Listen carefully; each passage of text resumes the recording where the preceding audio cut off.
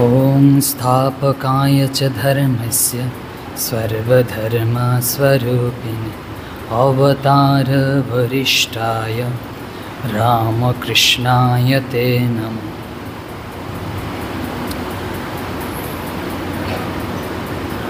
আমরা গত পাঠে একটু মনে করিয়ে দিই, গত পাঠটা যে আমাদের হয়েছিল ভক্তি, ভক্তি কাকে বলে, তারপর কত প্রকার, কিভাবে হয় ইত্যাদি।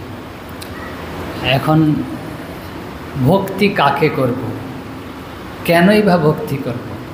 সবাই বলবেন এক কথায় যে ভক্তি কাকে করব, ভগবানকে করব। দেখি আমরা তো ভগবানকে ভক্তি করব, তো ভগবানটা কি জিনিস, ভগবান শব্দের অর্থ কী?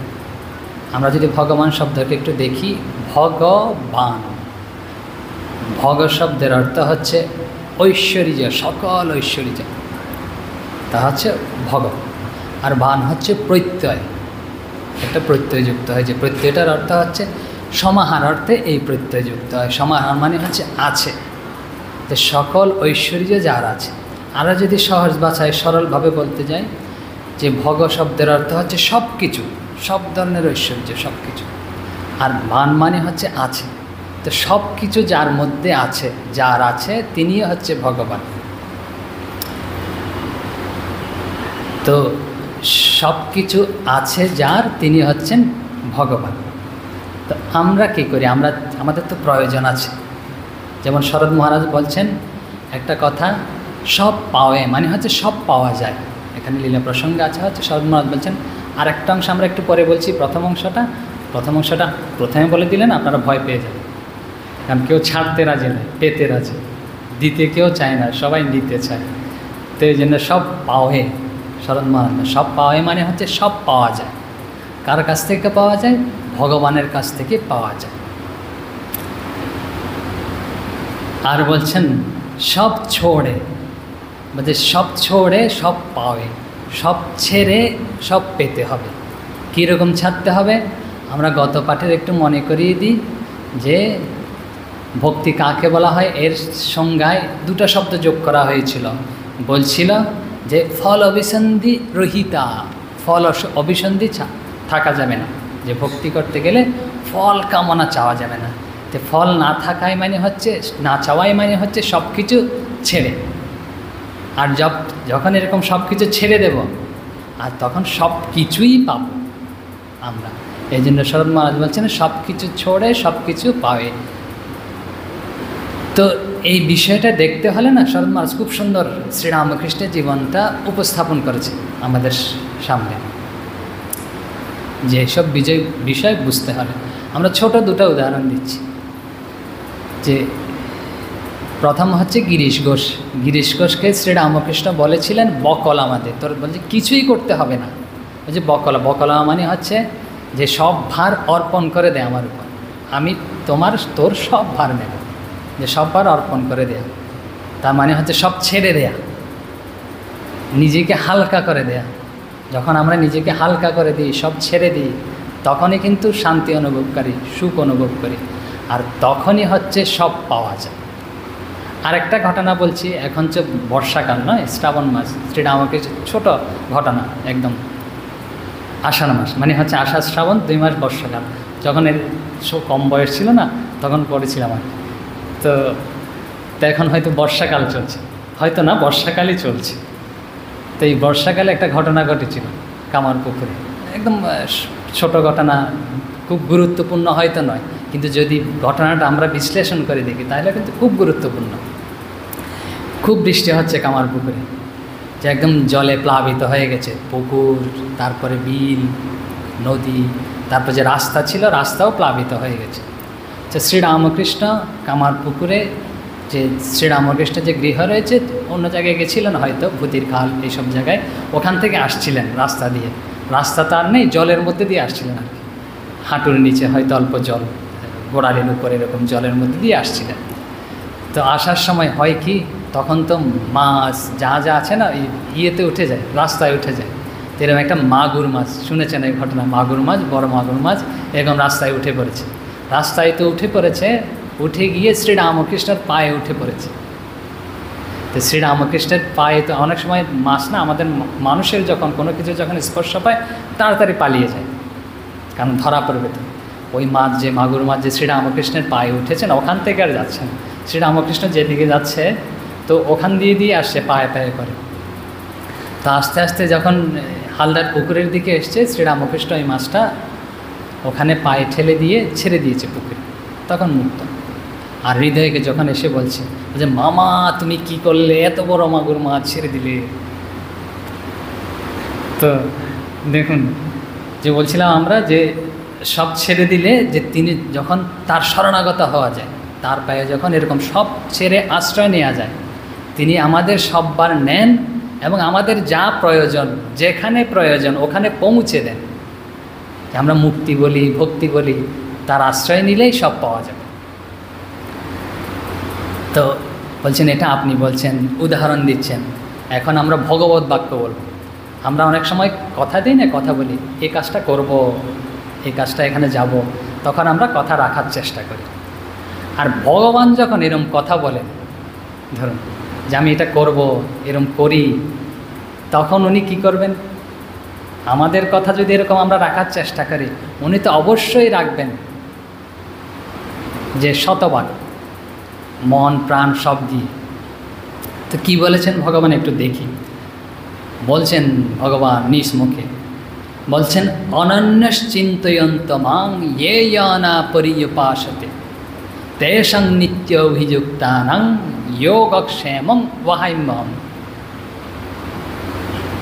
অনেকের জানা, তা একটু বলি, অর্থটা একটু মনে করিয়ে দিই। বলছে নিত্য চিন্তয়ন্ত মাং, বলছে নিত্য অনন্যশ্চিত্ত, অনন্যশ্চিত্ত অনন্যশ্চিন্তমান, বলছে অনন্য চিন্তা হয়। অনন্য মানে হচ্ছে অন্য, মানে হচ্ছে আমাদের কাছ থেকে পৃথক আরেকজন, আর অনন্য মানে হচ্ছে পৃথক নয়, আরেকজন নয়, মানে দুটা চিন্তা নয়, একটা চিন্তা, অনন্য।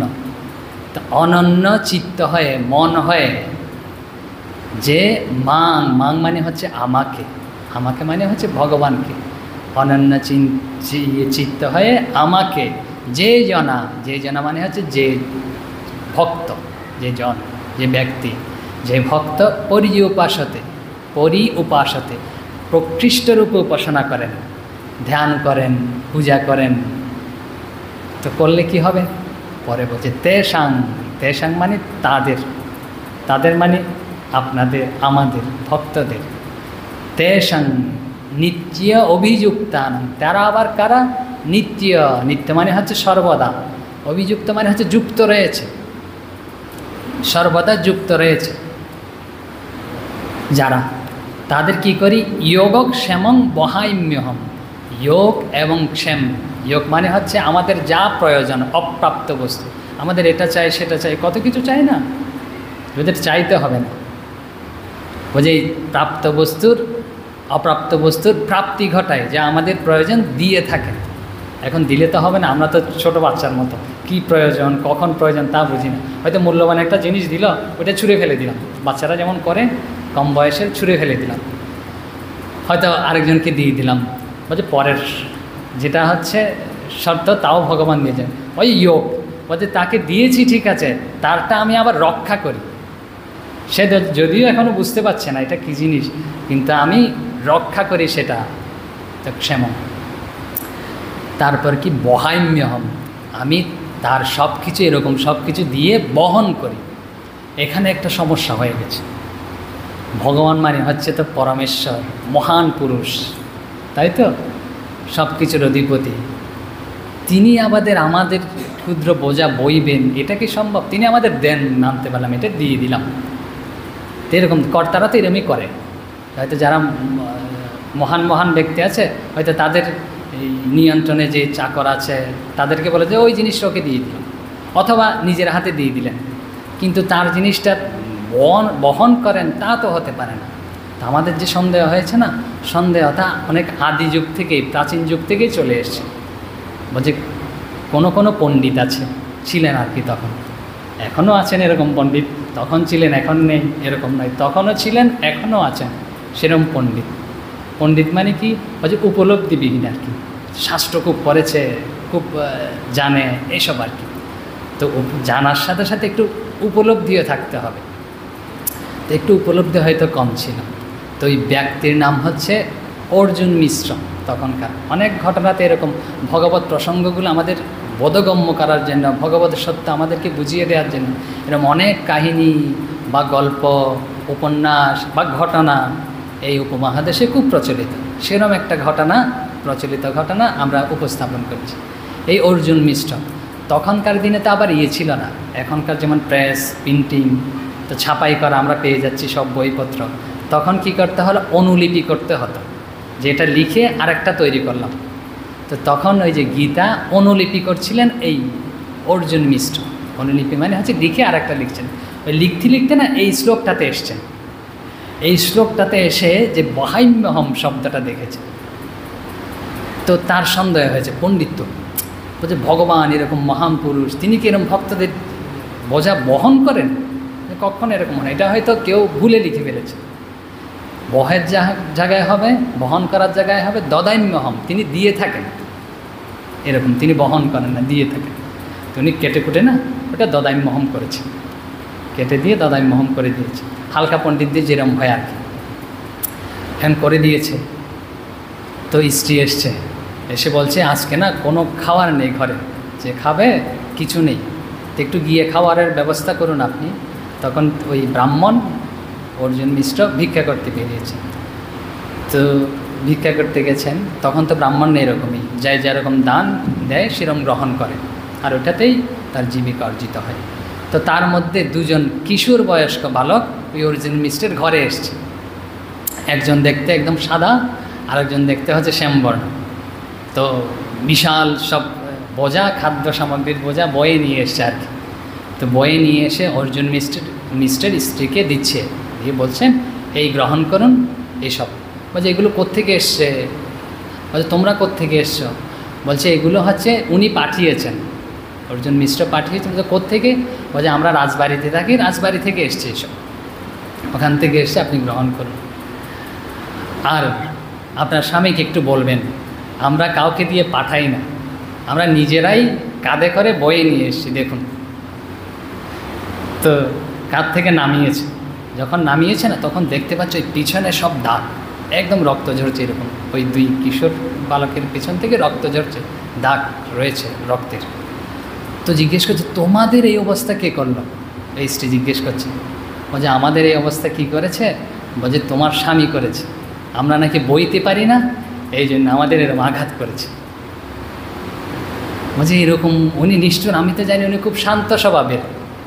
বলছে দেখো আমরা নাকি বইতে পারি না, ওনাকে আসলে বলবেন আমরা বইতে পারি, এই এসব বিশাল বোঝা সব বয়ে নিয়ে এসছে, আর আমরা নাকি বইতে পারি না, এসব বলে আমাদের এরকম আঘাত করেছে। তো যথারীতি দুই বালক চলে গেছে। এখন অর্জুন মিশ্র এসে বলছে, একদম মুখ টুক ম্লান হয়ে গেছে, মলিন হয়ে গেছে।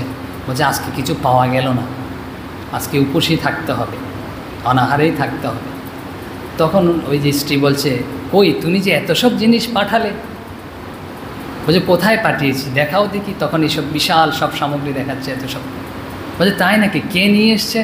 বলছে এরকম দুটো বালক নিয়ে, এই কিশোর যুগ নিয়ে এসছে। বলছে এরকম কিশোর দেখতে কীরকম? বলছে উজ্জ্বল বর্ণ, একজনের হচ্ছে শ্যামবর্ণ, আরেকজনের হচ্ছে এরকম সাদা বর্ণের, শ্বেতবর্ণ।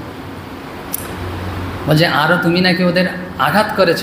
বলছে কোথায় আঘাত করলাম? বলছে পিঠে আঘাত করেছে, এরকম রক্ত বেরোচ্ছে, এরকম করে দিয়েছে। বলছে তাই নাকি? তখন অর্জুন মিশ্র বুঝতে পেরেছে কে এসছে।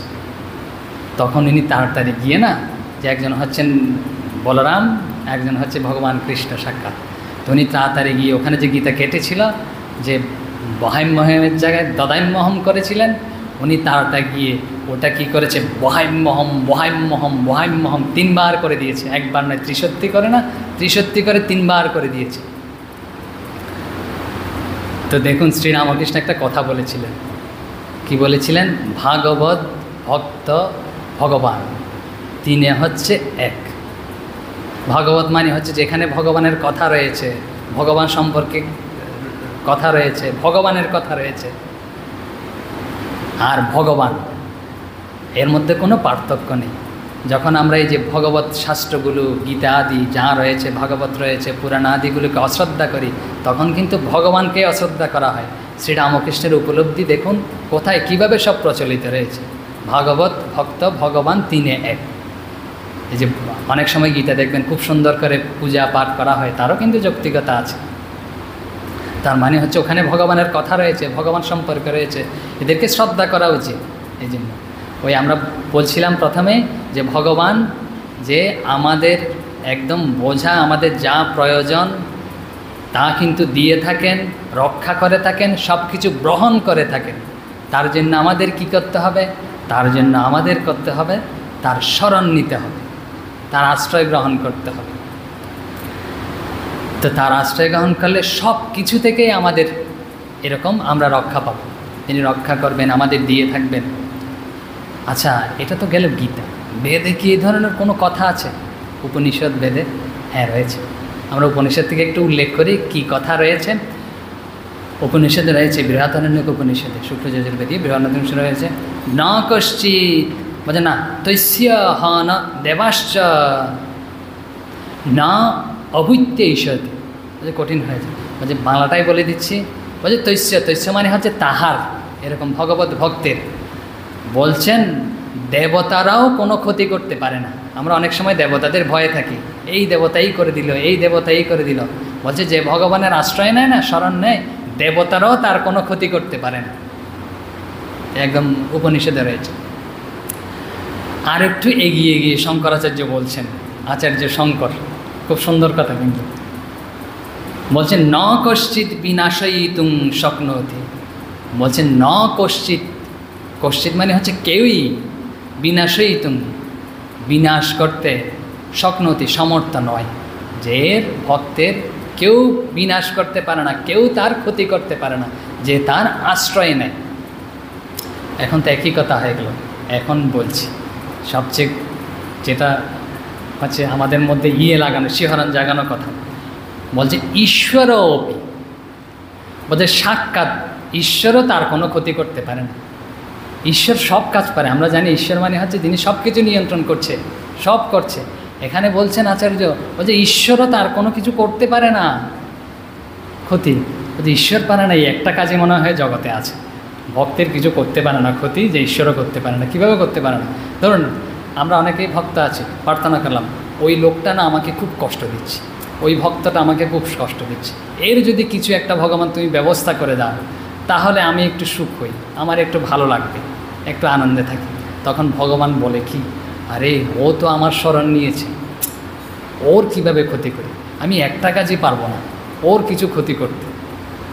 বলছে কেন করতে? শঙ্করাচার্য বলছেন আমরা যে ভগবান বলছি, ঈশ্বর বলছি, আত্মসত্তায়, আমার সত্তায়, ভিতরে যে ভগবত সত্তা রয়েছে ওই সত্তায়, তো ওই সত্তা তো আমার মধ্যে রয়েছে, ভগবত সত্তা।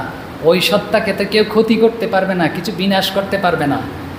ওই জন্য শঙ্করাচার্য বলছেন ঈশ্বরও অপি, ঈশ্বরও ওই ভক্তের যে এরকম অনন্য চিত্ত হয়ে যে ভগবানের শরণ নিয়েছেন, বলছে নিত্য অভিযুক্তানাং, এই নিত্য অভিযুক্তগণের বলছে ঈশ্বরও কোনো ক্ষতি করতে পারে না। এখন আমরা শ্রী শ্রী মায়ের কথায় আসি। মা কি বলছেন? শ্রী শ্রী মা মানে হচ্ছে এই মা জগদম্বা, মানে হচ্ছে জগদ্ধাত্রী, জগতের সৃষ্টিকর্ত্রী। আর তিনি বলছেন ভগবান সম্পর্কে কি বলছেন? মা কি বলছেন দেখি। বলছে তিনি এই ভগবান সম্পর্কে বলছেন ভগবান ভক্তদের কি করেন। বলছেন যে ঠাকুরের শরণাগত হয়, উনি বসে আছেন, বলছে যে ঠাকুরের শরণাগত হয় তার ব্রহ্মসাপেও কিছু হয় না। একই কথা শুনেছি। তো ব্রহ্মসাপ জিনিসটা কি? ব্রহ্মসাপ মানে হচ্ছে মহান ব্যক্তি, সাধু ব্যক্তি, ঋষি মুনি, এরা যখন কোনো কটু কথা, কোনো কটু বাক্য আমাদের উদ্দেশ্যে দেয়, যে যেটাকে আমরা সাপ বলি, পুরাণে রয়েছে যে যে এই মহান ব্যক্তিদের সাপেও আমাদের কোনো ক্ষতি হবে না। যে মহান ব্যক্তিদের, তো মহানের মধ্যে সবচেয়ে মহান কে জানেন? এই সৃষ্টির মধ্যে সৃষ্টিকর্তা ব্রহ্মা হচ্ছে সবচেয়ে মহান। এই শুরু হয়েছে, শুরু হওয়ার সবচেয়ে মহান হচ্ছে সৃষ্টিকর্তা ব্রহ্মা। এই সাক্ষাৎ ব্রহ্মাও তার কিছু করতে পারবে না। কার করতে পারবে না? বলছে যে ঠাকুরের শরণাগত হয়েছে তার কিছু ওই ব্রহ্মাও করতে পারবে না, তবে তার শরণাগত হবে, শরণ নিতে হবে। অন্য জায়গায় অন্যভাবে বলেছে, শ্রীমা বলছেন, শ্রীমাকে ঠাকুর বলেছেন। কি বলেছেন ঠাকুর? ঠাকুরের উক্তি হুবহু বলছি, বলছে আমার মানে হচ্ছে শ্রীরামকৃষ্ণের চিন্তা যে করে সে কখনো কোনো কিছুর অভাবগ্রস্ত হয় না, সব তার যোগান হয়ে যায়। এই রকমের কথা আরও বলেছেন, বলছে তাকে স্মরণ করলে কোনো দুঃখ থাকে না। আমরা তো দুঃখ থেকে পরিত্রাণ পেতে চাই, কত ধরনের দুঃখ। তো দুঃখ পরিত্রাণের জন্য কত কিছু করি, এই ব্যবস্থা করি, সেই ব্যবস্থা করি, ওটা করি, এটা করি, কিন্তু কিছুই করতে হবে না। বলছে শুধুমাত্র তার স্মরণ নিলেই হবে, সব দুঃখ চলে যাবে।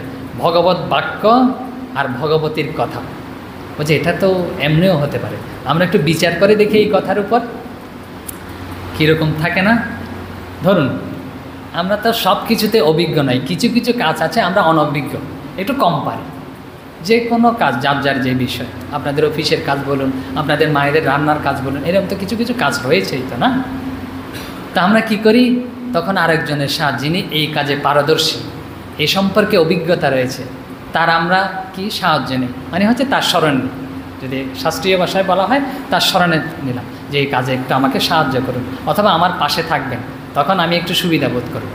তাহলে কাজটা কিন্তু আমাদের ঠিক হয়ে যায়, মানে তিনি করে দেন, যে কাজ সম্পর্কে আমাদের অভিজ্ঞতা নেই। এখন আমরা কোথায় রয়েছি? আর একটু বৃহৎ পরিসরে যাই, আমরা জগতে রয়েছি। এই জগৎ সম্পর্কে কি আমাদের অভিজ্ঞতা আছে? অভিজ্ঞতা নেই একসময়। আরও বলি কি, আমাদের সম্পর্কে, আমাদের নিজের সম্পর্কে আমরা জানি, আমরা বলি আমি আমার সম্পর্কে খুব ভালো জানি, ঘোড়ার ডিম জানি। বলছে আপনার অতীত সম্পর্কে আপনি জানেন, কিছু বছর পূর্ব পর্যন্ত জানেন, 10, 15, 50, এটুকু, অনেক ঘটনা মনেই নেই। এর পূর্বে জন্মের পূর্বে তা জানা নেই। কে জানেন? ভগবান জানেন। বর্তমান সম্পর্কে তাও তিনি জানেন, আমার ভবিষ্যতে কি ঘটবে তাও তিনি জানেন। তো এই আমার সম্পর্কে সম্পূর্ণ ধারণা তার রয়েছে, সম্পূর্ণ জ্ঞান তার রয়েছে, এই জগতে কি ঘটবে সম্পূর্ণ জ্ঞান রয়েছে। আমরা যদি ছোট ছোট কাজগুলোতে একজনের শরণাপন্ন হতে পারি, তো এই জগতের বিষয়ে আমার নিজের বিষয়ে কেন পারবো না? দেখি না কেন একবার তার স্মরণ নিয়ে, যে তিনি করেন কি করেন না, 100 ভাগ করেন। কিন্তু আমরা হয়তো যে মনে প্রাণে করতে পারি না, শরণাপন্ন হতে পারি না বলেই আমরা কর্তাভাব রয়েছে, আমি করছি এই ভাব রয়েছে বলেই আমাদের মনে দুর্বলতা থাকে, ভয় থাকে, আর ভয় থেকে দুঃখ হয়। কি দুঃখ? দুঃখ মানে কি? দুঃখ মানে হচ্ছে কালকে এই ঘটনাটা ঘটবে, আমরা তো হাঁপিয়ে উঠি, হয়তো এরকম কোনো দুঃসংবাদ, এরকম কোনো ঘটনা ঘটবে, হুতাশ করতে থাকি। অথবা অতীত জীবনের কোনো একটা ঘটনা নিয়ে এরকম ঘটে গেল, আর এটা আমাদের মঙ্গলের জন্য ঘটেছে নাকি খারাপের জন্য ঘটেছে আমরা তো বুঝতে পারি না। তো এইসব নিয়ে আমাদের উদ্বিগ্ন হওয়ার কোনো প্রয়োজন নেই, একমাত্র তার স্মরণ নিলেই চলবে। তা আমরা কী দেখেছি? প্রথমে একটু দেখি যে কার স্মরণ নিতে হবে? ভগবানের। তো ভগবানটাকে বলছে সব কিছু যার মধ্যে রয়েছে সেই শব্দটাই হচ্ছে ভগবান। কিভাবে? ধরুন তপন, আমরা উদাহরণ দিয়েছিলাম। তপন মানে কি? যার কাছ থেকে তাপ পাওয়া যায়, তাকেই তপন বলা হয়। তো ভাস্কর, যার মধ্যে দিয়ে প্রকাশ পাওয়া যায়। ভাস্কর মানে, আকর মানে হচ্ছে প্রকাশ, খনি, আলো পাওয়া যায়, তো তাকেই তো ভাস্কর বলা হয়। তো যার কাছ থেকে তাপ পাওয়া যায় তাকে তপন বলা হয়। তো যার কাছ থেকে সব কিছু পাওয়া যায় তাকেই ভগবান বলা হয়। তো ভগবান শব্দের অর্থই তো এরকম, যার মধ্যে সব কিছু রয়েছে, এবং বান শব্দের অর্থ হচ্ছে সমাহার, আছে। তো যার কাছ থেকে আমি সব কিছু পাবো, তার উপর নির্ভর না করে কেন আমরা অন্য ব্যক্তি, বস্তু, বিষয়ের উপর নির্ভর করতে যাব? তার উপরে নির্ভর করি না কেন? তো তার উপর নির্ভর করতে করতেই শেষ করি। ওম শান্তি শান্তি শান্তি, হরি ওম তৎসৎ, শ্রীরামকৃষ্ণার্পণমস্তু। ঠাকুরের একটা কথাও বলা হলো না। ঠাকুরের একটা কথা তো বলে, ঠাকুর কি বলেছেন? ঠাকুর বলেছেন কি জানেন? যে ভগবানের শরণ নেই তার পা বেচালে পড়ে না। বেচালে পড়ে না মানে হচ্ছে তার জীবনে এলোমেলো হতে দেন না তিনি। যেটাই হবে ঠিকই হবে।